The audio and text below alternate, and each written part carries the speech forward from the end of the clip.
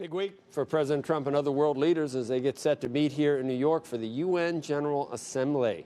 Eamon Javers, fresh off the weekend, joins us now with the biggest issues facing the organization. Hey, I saw you, dude.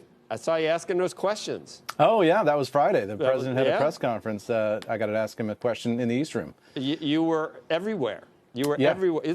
You were on TV. Every now and then they let me on TV, Joe. That's how it works.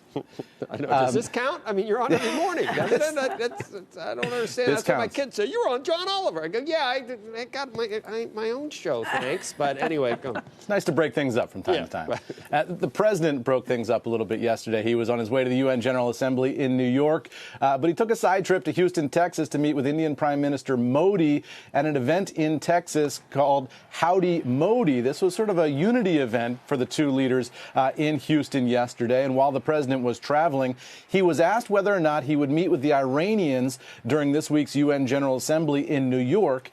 Here's what the president said. I would meet if they wanted, but I have absolutely no plans to meet.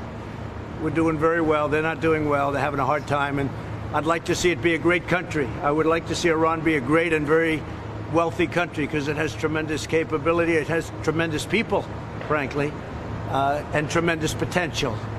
So we'll see what happens. Certainly the United Nations week is going to be very interesting.